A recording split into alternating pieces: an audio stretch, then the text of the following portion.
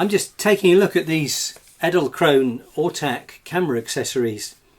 I saw them on a YouTube video and I thought I'd take a look. And the idea is that you buy a little box with the machined parts in, all ready to use, and then you 3D print all the other parts that you're going to need to make the product. And they look like really useful products. And this saves a huge amount of money, and it's a very interesting new way. Well, I say new, it's the first time I've seen it really come into fruition as an idea, although it's been around for a while. A new way of producing products so that the manufacturing is distributed between the manufacturer and the person who's going to use it. So I've bought 3 of them. I've bought the tilting head, which is this one, and all the parts for that are in here. And I've bought the phone grip, which lets you video with your mobile phone and control it. And I've bought the skater, and that's another one of these boxes somewhere, might be this one, and that enables you to wheel the whole thing around and set the wheels so it go in a particular direction, and you can take a video of your parts on the table or the desk, which is useful for me because I often video things like breadboards and circuits and LEDs and wires and all sorts of things. Very difficult with a camera leaning over or setting up your tripod, so I hope this is going to be useful.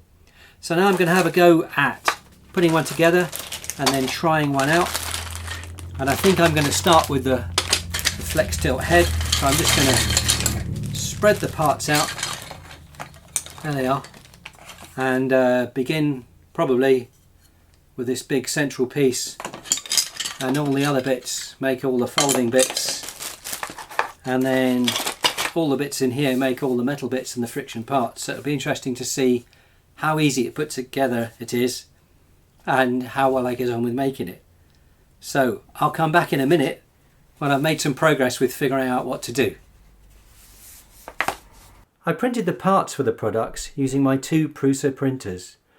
One of them is one of the earliest Mark II printers, and the other one is made from spare parts left over from when I upgraded the first one. Edelkrone recommend printing the parts with 80 to 100% infill and a layer height of 0.1 mm. This produces very smooth, professional looking parts, which also have a bit of weight to them and are much stronger than most prints, which tend to be lightly filled. I used 2 colours, purple and white, just because they happened to be in the printers at the time. I like the effect of white or black with another colour, and I'm pleased with how these have turned out. I never print large quantities of prints in one go. One error can cause the loss of the whole lot after many hours, and so I always divide them up into groups and then use the Prusa slicer software to get the G-code ready for the printers.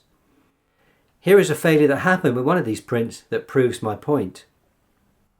I made the parts in sessions that fitted into a working day or evening, and the longest print was the main body of the camera support, which took about 7 hours. To help with the assembly, I watched the animation on the Edelkrone website and looked at the pictures in the manual. The parts all fitted well with hardly any post-printing adjustment. I had a couple of tiny screws left over, but I'm hoping that their use will become clear when I've looked back at the documentation and other products. This is the final assembled product. You can adjust the friction of the parts using the Allen wrench supplied, and I gave it a quick test by putting it on my tripod and seeing if I could move it into various angles with the heavy camera attached. So far, so good. When I've assembled the other projects, I can test it more thoroughly and see if it's really going to be useful for my video productions. It's looking promising already.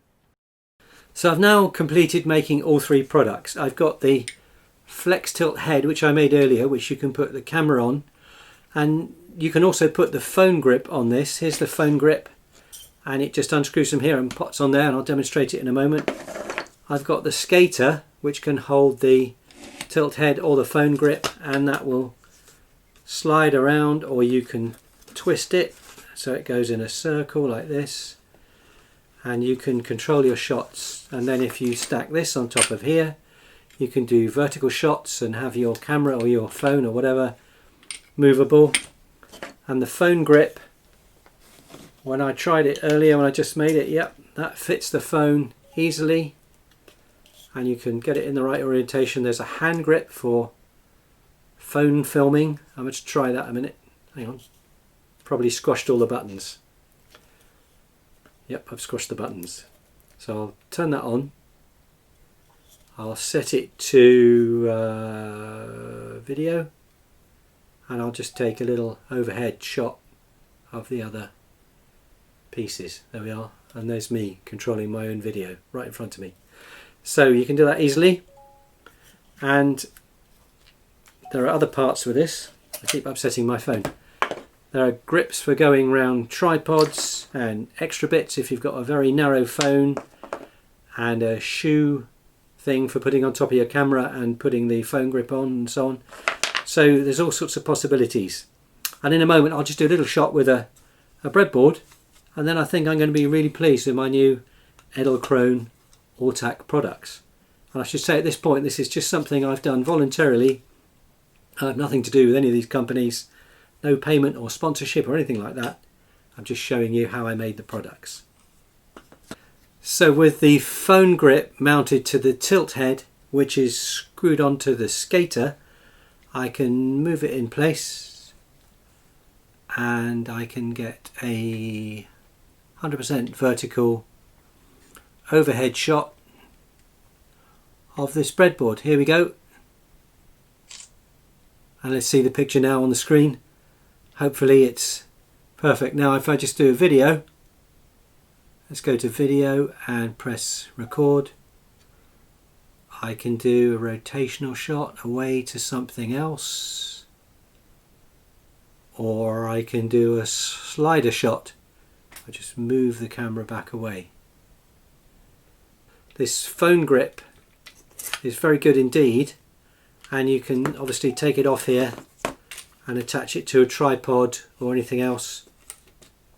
The tilt head, you can put a camera on, a phone on. I could put my little mini camera on here if I wanted to, and get just an extra camera in my shot. So on the whole, I'm really pleased with this. The wheels need a bit of a tweak, and I think a tip if you're making one is they just screw in, and I think they need some sort of locking agent on the screw to hold them in place, because they are working loose even as I use them for the first time. So I really hope all these products are going to be useful to me in making my videos, and I hope to be back soon with more videos, and I hope you enjoyed this one. And if you did, maybe you'd like to subscribe to our channel or give us a thumbs up, tap the button for reminders. So thanks for watching, and I'll be back soon.